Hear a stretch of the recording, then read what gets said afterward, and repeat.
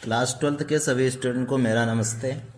मेरा नाम सतीश सिंह है और आज आप लोगों को मैं एक नया लेसन पढ़ाने जा रहा हूँ, वैद्युत धारिता। तो इस लेसन में सबसे पहले ये हमारे लिए बहुत इम्पॉर्टेंट लेसन है और हर साल अपनी बोर्ड एग्ज़ाम में इससे लगभग क्वेश्चन आता रहता है। इसलिए आप इस लेसन को बहुत ध्यान से समझेंगे और अच्छे से तैयार भी करेंगे, क्योंकि ये 4-5 नंबर आपको दे सकता है एग्ज़ाम में। तो इस लेसन को जब हम शुरुआत करेंगे तो सबसे पहले हमें वैद्युत धारिता की डिफिनीशन को समझना पड़ेगा। तो आज का जो लेसन हम लोग पढ़ेंगे वो वैद्युत धारिता है और इसी की डिफिनीशन को सबसे पहले हम लोग पढ़ लेते हैं कि वैद्युत धारिता क्या होती है। तो वैद्युत धारिता का जो शाब्दिक अर्थ है पहले इसे समझते हैं, क्योंकि शाब्दिक अर्थ अगर हम समझ लेंगे तो इसकी डिफिनीशन भी हम समझ लेंगे। तो धारिता का मतलब होता है धारण करने की क्षमता, धारण करने की क्षमता, ये इसका होता है शाब्दिक अर्थ। धारिता मीन्स होता है धारण करने की क्षमता।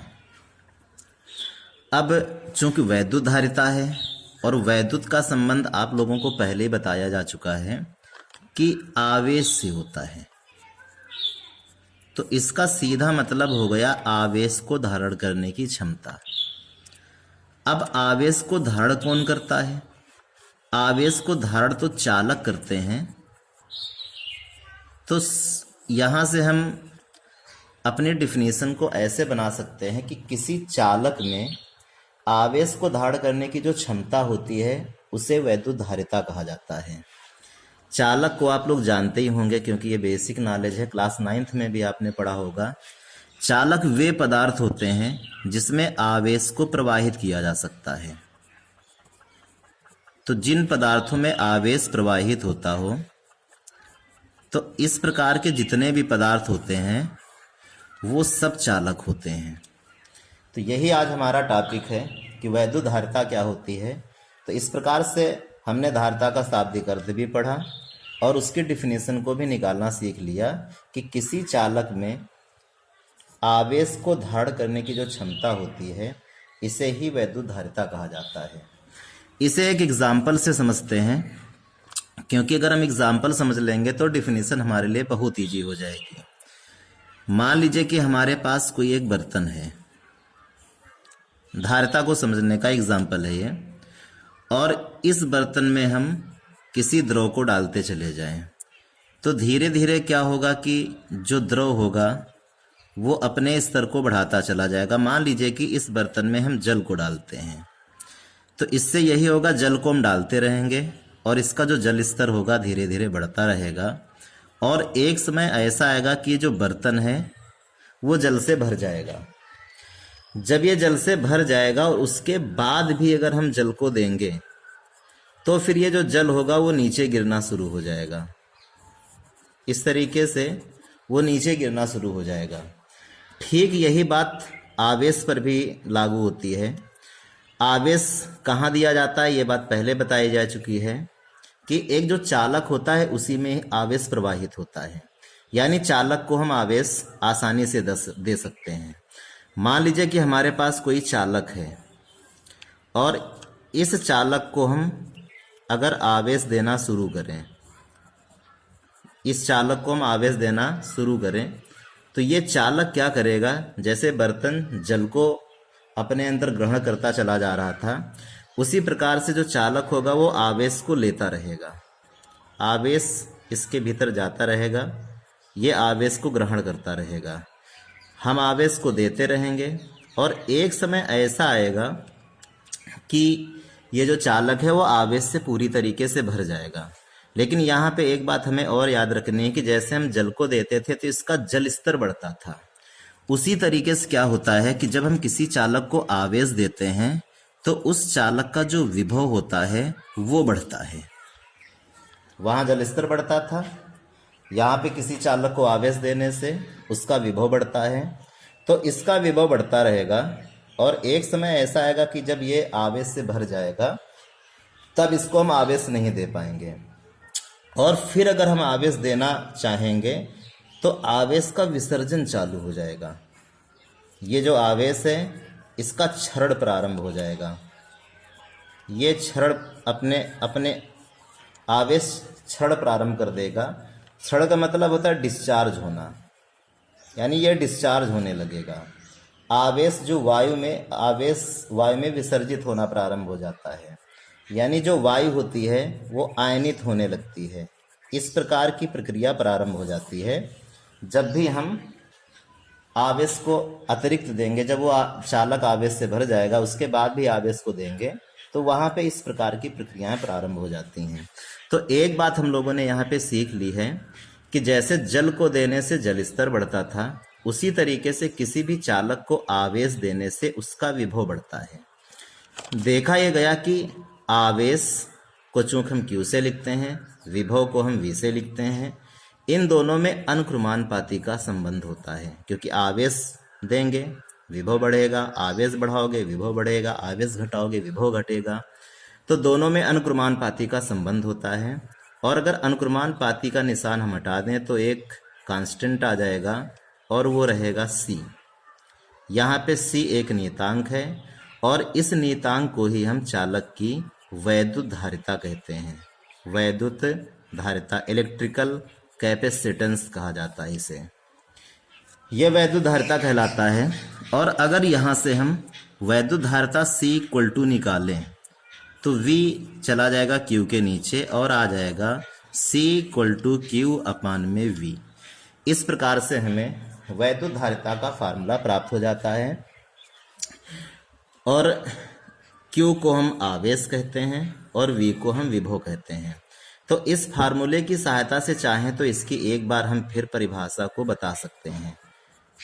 इसकी परिभाषा को हम फार्मूले के आधार पर भी लिख सकते हैं। बस हमें इतना याद रखना है कि ऊपर आवेश है, नीचे विभव है। और जो भी प्रोसेस हमने यहाँ पे अपनाया था वही बात हम यहाँ पे डिफिनीशन में लिखेंगे। तो ऊपर आवेश है तो इसका मतलब है कि किसी चालक को दिए गए आवेश, नीचे विभव है तो हम जानते जब आवेश देंगे तो विभव में वृद्धि होगी। तो किसी चालक को दिए गए आवेश तथा उसके विभव में होने वाली वृद्धि के अनुपात को, ये जो अपान का निशान है ये अनुपात को दर्शाता है।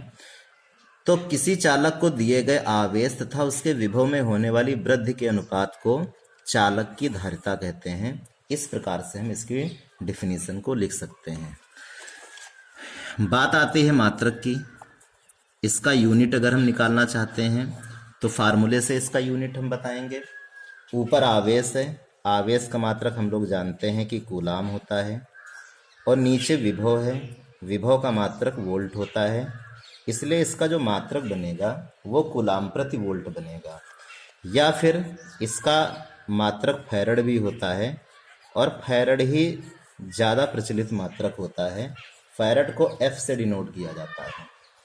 हालांकि फैरड धारिता का एक बड़ा मात्रक है, ये बहुत बड़ा मात्रक होता है। और एक फैरड कितना होता है इसको हम आगे चल के जो टॉपिक आएंगे उनमें समझाएंगे भी आपको कि एक फैरड होता कितना है। वैसे इसके जो ज़्यादातर मात्रक होते हैं पिको फैरड, माइक्रो फैरड, इस तरीके से यूज किया जाता है। फैरड आप याद रखेंगे कि ये एक बड़ा मात्रक है, ये कोई छोटा मात्रक नहीं है। तो फैरड ही हमें यूज करना है और इसका जो सिंबल होता है वो कैपिटल F होता है। इसके अलावा हम यहाँ पे ये भी सीखेंगे कि आखिर एक फैरड कितना होता है। एक फैरड की डिफिनीशन को सीखते हैं। तो चूंकि C = Q/V, फैरड हमने यहाँ पे इतना सीख लिया है, यानी जो धारिता है वो Q/V फैरड है। ये एक फैरड कैसे हो सकती है? एक फैरड ये तभी हो सकती है अगर हम Q की वैल्यू को 1 कर दें और V की वैल्यू को भी 1 कर दें, तो आ जाएगा फिर 1/1 और बन जाएगा 1 फैरड, यानी 1 फैरड हो जाएगा। तो यही बात यहाँ पे हम अपनाते हैं। यदि Q = 1 कूलाम और जो V है उसको हम 1 वोल्ट कर लें, इनके मात्रक लिखेंगे। आवेश का मात्रक कूलाम होता है, विभव का मात्रक वोल्ट होता है। तो ऐसी दशा में जो धारिता है यहाँ 1/1 यानी कि फिर आ जाएगा 1 फैरड। तो अब हम डिफिनीशन को बहुत आराम से लिख सकते हैं। हमें बस इन दोनों बातों को अपनी डिफिनीशन में शामिल करना है। Q इक्वल टू 1 कूलाम, इसका मतलब है कि आवेश हमको 1 कूलाम देना है। V इक्वल टू 1 वोल्ट, यानी विभव हमको 1 वोल्ट, जब 1 कूलाम आवेश देंगे तो विभव में 1 वोल्ट की वृद्धि होगी। तो ऐसे लिखा जा सकता है कि यदि किसी चालक को 1 कूलाम आवेश देने पर उसके विभव में होने वाली वृद्धि 1 वोल्ट हो तो उस चालक की धारिता 1 फैरड कहलाती है। ये डिफिनीशन 1 फैरड की होगी, जो कि बहुत ज़्यादा इम्पॉर्टेंट है। अपने यूपी बोर्ड में ऐसी डिफिनीशन बहुत ज़्यादा आती है। तो हमने आप लोगों की सुविधा के लिए आज इस टॉपिक का नोट्स तैयार करा दिया है, नोट्स पूरा तैयार कर दिया है, ताकि आप टॉपिक को समझें और अपना नोट्स भी तैयार कर लें, क्योंकि एग्ज़ाम के पहले आपको बहुत इनकी आवश्यकता होगी। आपको नोट्स नहीं मिलेंगे कि कैसे हम तैयार करें, अपना रिवीजन कैसे करें। तो ये नोट्स हैं, आप चाहें तो इनको लिख सकते हैं, या फिर जब भी आप चाहेंगे तो इनको आप यहाँ पे पढ़ सकते हैं और आपके टॉपिक रिवीजन होते रहेंगे। ये पूरा का पूरा नोट आपके लिए यहाँ पे मौजूद है। और लास्ट में आपके लिए यहाँ पे 3 पॉइंट और दिए जा रहे हैं कि वैद्युत धारिता का ESU मात्रक स्टेट फैरड होता है। चाहे आप स्टेट फैरड लिखें या फिर आप स्थैत फैरड लिखें, कुछ भी आप लिख सकते हैं। तो इसको भी आप देखेंगे, ESU मात्रक स्टेट फैरड होता है। और 1 फैरड, ये जो SI मात्रक है, 1 फैरड 9 × 10⁻11 स्टेट फैरड के इक्वल होता है। इस बात को भी आप याद रखेंगे, क्योंकि आजकल एग्जाम में छोटी छोटी बातें ऐसी पूछी जाती रहती हैं। वैद्युत धारिता एक अदिश राशि है, इसे भी आप तैयार रखेंगे। और ESU का फुल फॉर्म भी आप समझ लीजिए, इलेक्ट्रोस्टैटिक यूनिट। इसका मतलब होता है इलेक्ट्रोस्टैटिक यूनिट, इसका मतलब होता है। इसमें भी कभी कभी इसका मात्रक पूछ लिया जाता है। तो ये पूरा जो टॉपिक है, आज नया टॉपिक शुरू हुआ है, वैद्युत धारिता, और ये इसका पूरा नोट्स है। आप चाहें तो अपनी कॉपी में लिख सकते हैं, क्योंकि आपके लिए बहुत ही सीमित शब्दों में नोट्स तैयार किए गए हैं।